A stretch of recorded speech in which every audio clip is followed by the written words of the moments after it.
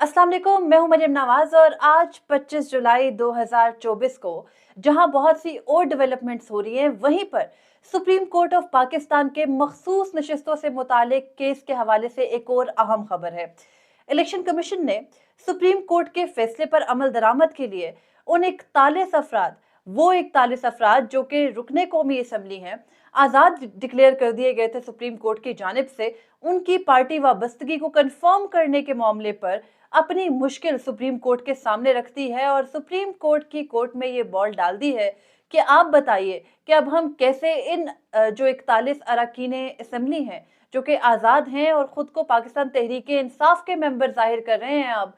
उनको पाकिस्तान तहरीक इंसाफ के साथ वाबस्ता कंसिडर करें। इलेक्शन कमीशन की ये जो दरख्वास्त जो आज उन्होंने दायर की है, उसमें उन्होंने कौन सा एक और कार्ड खेला है जो कि इस बारे में नहीं है कि सुप्रीम कोर्ट के फैसले में ये कैसे दे दिया गया कि 41 अफराद आज़ाद हैसियत में है, बल्कि अब इलेक्शन कमीशन एक और तोजी के साथ सुप्रीम कोर्ट में गई है, जिसके खुरे वापस जाके मिलते हैं सुप्रीम कोर्ट के 13 जनवरी के फैसले से। और एक मर्तबा फिर सुप्रीम कोर्ट के इन 8 जजेस को इस इम्तिहान में डाला जा रहा है कि वो बताएं कि कैसे, कहां से, कौन से एरर्स शुरू हुए, कैसे पाकिस्तान तहरीक इंसाफ एक जमात मुनज़्ज़म तौर पर इस वक्त इलेक्शन कमीशन के पास नहीं है, और अब कैसे इन 41 अफराद को जो कि मेंबरान असम्बली हैं, उनको जो पाकिस्तान तहरीक इंसाफ है उसका मेंबर इलेक्शन कमीशन डिक्लेयर करे। ये वो तमाम तर सवालात हैं जो इलेक्शन कमीशन के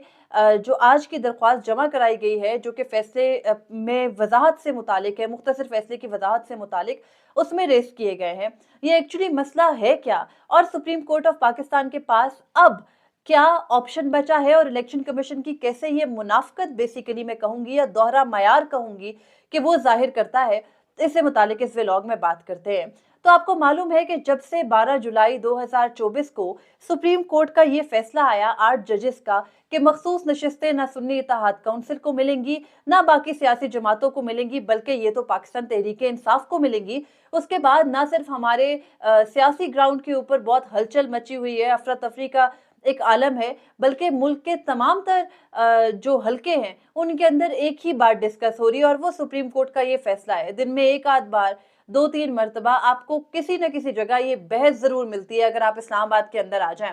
तो अब आज की अपडेट ये है कि इलेक्शन कमीशन ने सुप्रीम कोर्ट में दरख्वास्त दायर की, और सुप्रीम कोर्ट में दरख्वास्त दायर करके इलेक्शन कमीशन सवाल ये पूछ रहा है कि जिन 41 अफराद को जो कि मेंबरान कौमी असम्बली आपने आज़ाद डिक्लेयर कर दिया, पहले सुन्नी इत्तेहाद काउंसिल में शमूलियत अख्तियार कर गए थे, उन 41 मेंबरान असम्बली को हम पाकिस्तान तहरीक इंसाफ का कैसे जाहिर कर सकते हैं।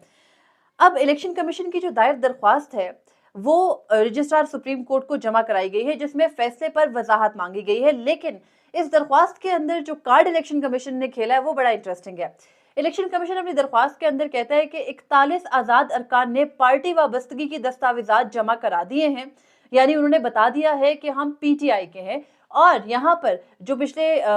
तकरीबन 12 दिन से एक ही बहस चल रही थी कि शायद किसी मेंबर को तोड़ने में कामयाब हो जाए एस्टेब्लिशमेंट, शायद कोई मेंबर दबाव की वजह से नहीं जमा कराएगा अपना पार्टी वाबस्तगी का सर्टिफिकेट, उन सारे के सारे जो एक मफरूजे घड़े जा रहे थे या जो चमगोइयां हो रही थी, उन पर तो आई स्टैंप लग गया, नहीं हो सकती, आप साइड पे हट जाएं, स्टॉप लग गया सॉरी उनको। और अब उसके बाद वो 41 आज़ाद अरकान जो हैं, उन्होंने अपनी पार्टी वाबस्तगी के सर्टिफिकेट्स तो जमा करा दिए हैं, लेकिन दस्तावेजात जमा कराने वाले अरकान ने लिखा है कि उनकी वाबस्तगी पाकिस्तान तहरीक इंसाफ के साथ कंफर्म की जाए। दूसरी जानिब पाकिस्तान तहरीक इंसाफ भी उन अरकान की वाबस्तगी को कंफर्म कर रही है, लेकिन मसला यहाँ पर यह नहीं है कि वाबस्तगी कंफर्मेशन कैसे होनी है। यहाँ पर इलेक्शन कमीशन एक और नुक्ता निकाल के लाया है। इलेक्शन कमीशन ये कहता है कि रिकॉर्ड में पाकिस्तान तहरीक इंसाफ का के पार्टी का स्ट्रक्चर कोई नहीं है, यानी जो इलेक्शन कमीशन के पास रिकॉर्ड है सियासी जमातों का, उसमें पीटीआई का कोई स्ट्रक्चर ही नहीं है। अब दोबारा से ये बातें चल रही हैं इंट्रा पार्टी इलेक्शंस की तरफ। फिर इलेक्शन कमीशन ये कहता है कि तहरीक इंसाफ का बुनियादी ढांचा क्योंकि मौजूद नहीं है, तो इसकी अदम मौजूदगी में आज़ाद अरकान की पार्टी वाबस्तगी को कंफर्म कौन करेगा। यानी वो ये कहते हैं कि बैरिस्टर गौहर अली खान जो कि इस वक्त पाकिस्तान तहरीक इंसाफ के मुताबिक उनके चेयरमैन हैं, वो उनके चेयरमैन इलेक्शन कमीशन के रिकॉर्ड के मुताबिक नहीं है। तो जब वो इलेक्शन कमीशन के रिकॉर्ड के मुताबिक उनके चेयरमैन नहीं है, तो उनकी पार्टी वाबस्तगी को कंफर्म कैसे करने को इलेक्शन कमीशन कबूल कर ले, सुप्रीम कोर्ट इस पर रहनुमाई करे। अब यहाँ पर एक बहुत बड़ा मसला है। आपको मालूम है करा दिए पीटीआई ने अपने इंट्रा पार्टी इलेक्शंस नवंबर में,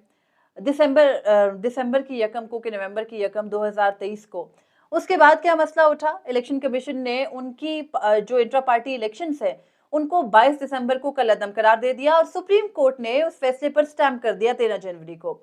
उसके बाद अभी हाल ही में दोबारा से पाकिस्तान तहरीक-ए-इंसाफ ने अपने इंट्रा पार्टी इलेक्शंस कराए। पीटीआई के दोबारा इंट्रा पार्टी जो इलेक्शंस कराए गए उसको भी इलेक्शन कमीशन नहीं मान रहा और उसके भी जो खिलाफ दरख्वास्तें आई हैं उन पर अब इलेक्शन कमीशन समाअत कर रहा है पूरे का पूरा बैठ के।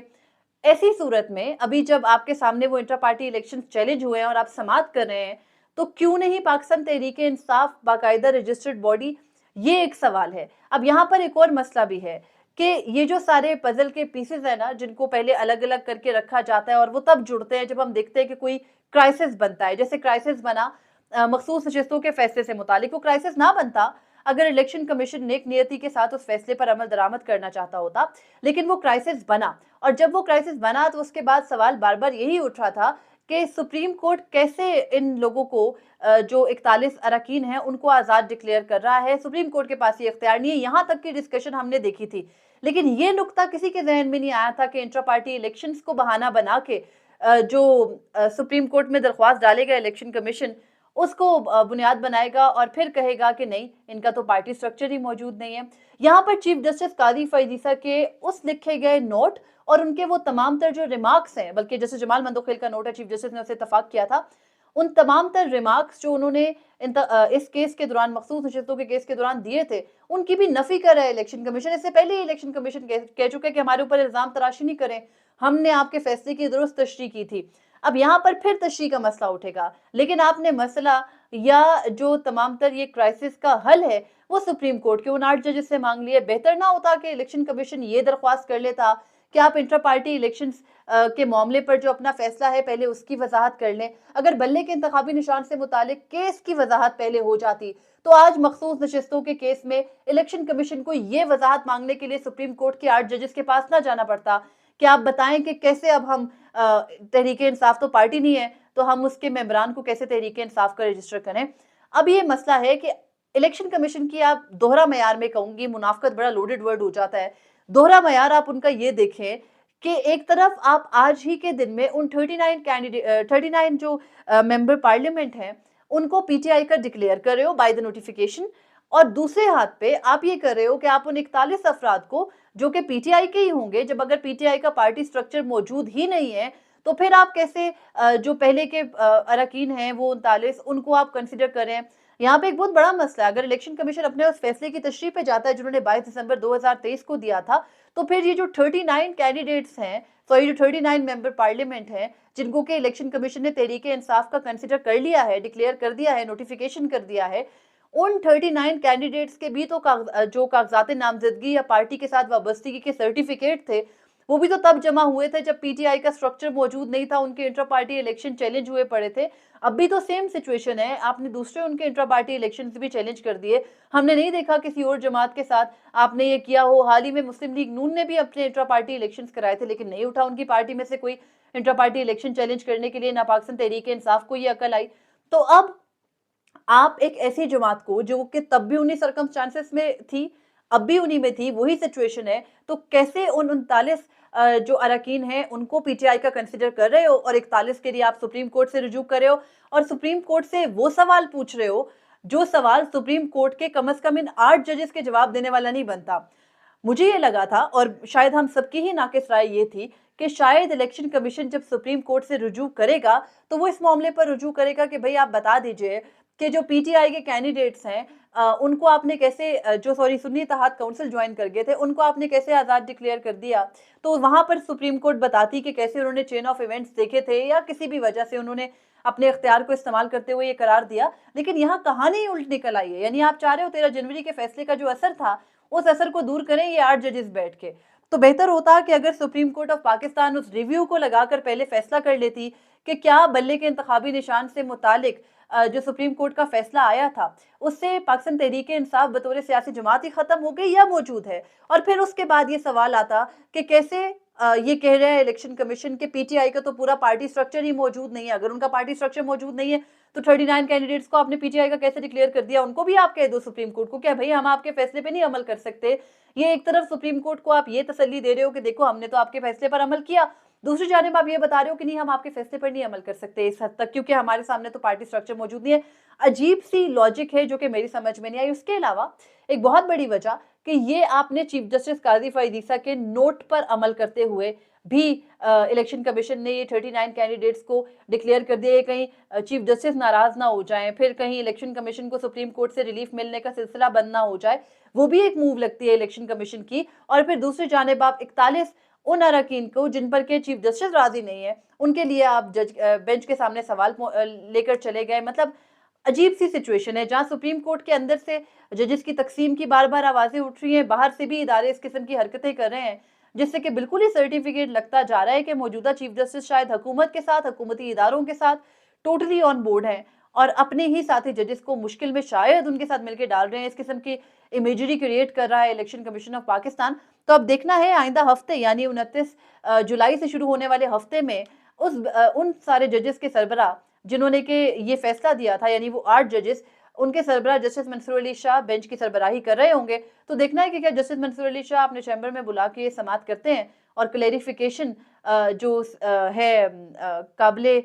इत्मीनान जो होगी, जो भी क्लैरिफिकेशन होगी जिससे कि काफ़ी तसल्ली हो जाएगी और तशफ़ी हो जाएगी इलेक्शन कमीशन की, वो दी जाएगी या नहीं दी जाएगी। ये बड़ा बेसिक पॉइंट है कि आप कैसे उनको आधों को क्लियर कर रहे हो और आधों को नहीं कर रहे हो पाकिस्तान तहरीक-ए-इंसाफ के। जबकि पार्टी के लिए तो आपने आज भी वही माहौल खड़ा किया हुआ है जो आपने इलेक्शन से पहले खड़ा किया हुआ था। उनके इंटर पार्टी इलेक्शंस की एक